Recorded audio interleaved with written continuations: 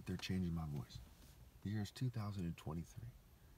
This means that all those immature people who persecuted the righteous, like Pilate, Nebuchadnezzar, Caiaphas, what have you, their offspring have multiplied, right? They're antichrist.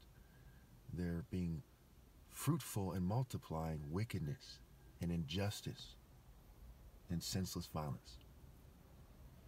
So when one tries to understand it, they have to look at it in different ways. That's why the Bible's written figuratively, but the Bible's also made by unfair people who want to confuse you. If we look at it in terms of martial arts, like the pictures on the screen, what is a demon? A skilled performer. Now, who likes to do the cultural appropriation? Okay, certainly, first and foremost, it's the West, right? The Greek theater, the Roman theater, that they spread across Europe when they colonized it. So the mark of the beast has everything to do with martial arts. Yeah, this guy just honks for no reason. There's no one even else even on the road. Okay, on his side of the road. Anyway, so the mark of the beast has to do with martial arts. Why? Because Babylon was jealous of the Royal African Falcon Martial Art Order. No matter how you slice it, that is key here. Because fighting is key in the Bible. Judges 3, 1 Samuel 17, 2 Samuel 23, David's mighty men. Okay? God teaching the Israelites warfare in Judges 3. 1 Samuel 17, David and Goliath. Jesus waging war, right? War with righteousness and justice, and a sharp sword coming out of his mouth. If his actions, right, his mouth, his speech, his spiritual speech is being compared to a sharp sword, is it martial speech? Yes. So Babylon was responding to Nimrod in Genesis 10, who is superimposed on the idea, or the idea, depending on how you explain it, of the Royal African Falcon Martial Art Order, this kind of royal, right, these kings, right? Nimrod was a king who founded Babylon, set up his centers there. And Ham begot Cush, Cush begot Nimrod, Nimrod founded Babylon. Then why did it fall? Because they started pretending to be what he was, instead of actually being the valid succession. They started pretending to be mighty warriors and mighty hunters before the Lord, instead of actually being that. Genesis 10. The proverbial saying, like Nimrod, a mighty warrior before the Lord. So who was saying this? Some people who actually wanted to be that. Perhaps Abraham in the story. Abraham. Who does he look up to? Ham. Ham begot Cush, Cush begot Nimrod. Nimrod founded Babylon. Abraham was born in Chaldea, Ur, and it was in the Babylonian Empire. So he looked up to Nimrod and where Nimrod came from to such a degree that his name was Abraham. And this was a common thing. To this day, people are often named after people that they look up to. Christian names, for example. My Christian name is John, but I am actually Christ. My Christian name really should be Jesus, because I am Jesus. But we'll get to that. So, a demon is a skilled performer, right? Theater arts. The theater of war. Propaganda. Now, who led the charge of the angels' rebellion? It was Satan, right? Satan led the charge. And the occultists say, as above, so below. And has all kinds of meaning. Alphas go up, Satanists go down. A's, alphas above. Ebo, Vi, above. It's a story for another day. As above, so below. As Satan led the rebellion and insisted on a particular type of evil. And keep in mind, evil pre-existed Satan's rebellion. Okay, the concept, the idea was already there. That's why he was able to do it and come into it, because the idea existed. But he wanted to do it a certain way. And he led the charge to establish a satanic order and empire.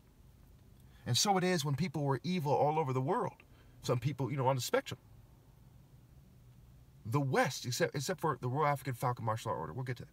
the West led the charge to colonize the world and to get them to play by their Western rules, to set up democracies and communist governments, capitalism and communism.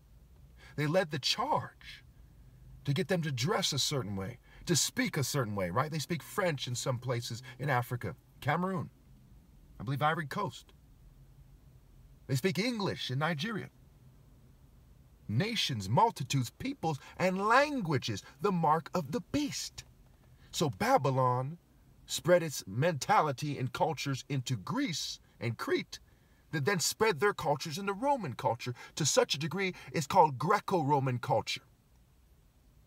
And then the Romans colonized Europe, as I've said many times in my videos, which includes England, for several hundred years, and impressed upon them that kind of manifest destiny culture that they continued.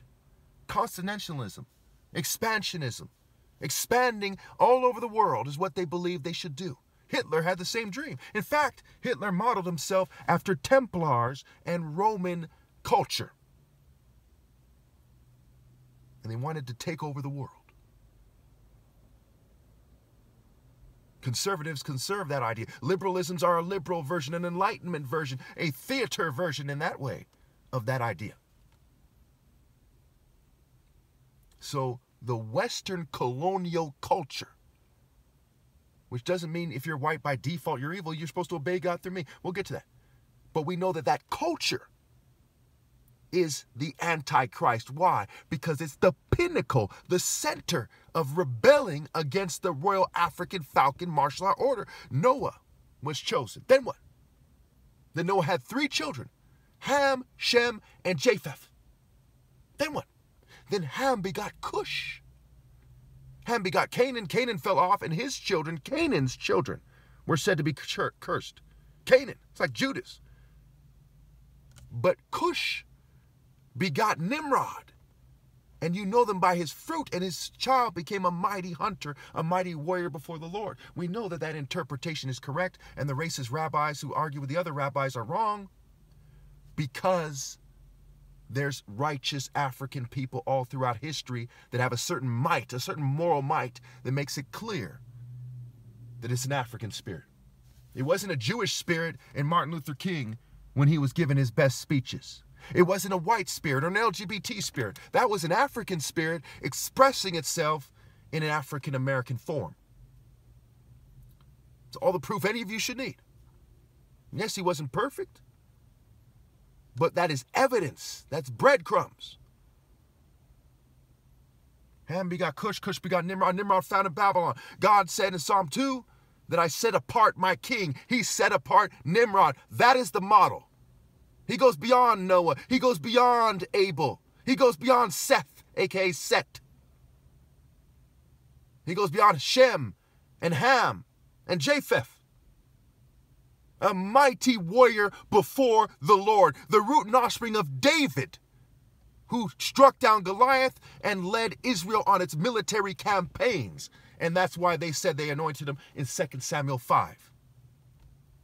Clear cut. God is a God of universal justice.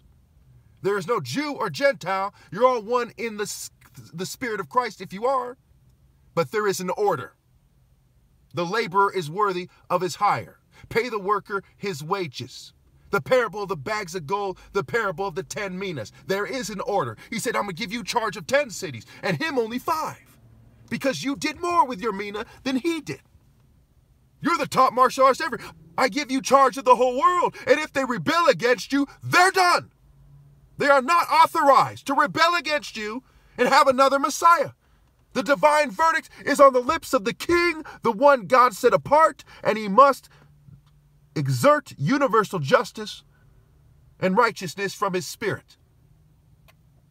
The measuring line, the plume line. Isaiah 28:17. Isaiah 16:5. He speaks the cause of righteousness and justice. Revelation 19. He's waging war of righteousness and justice. We know by that and everything I talked about in this video. I'm sure that we can all agree that the fact that they're changing my voice and fuming and poisoning me makes it so that they're pathetic and they've sank lower. And everyone who doesn't obey God through me falls into that category with them.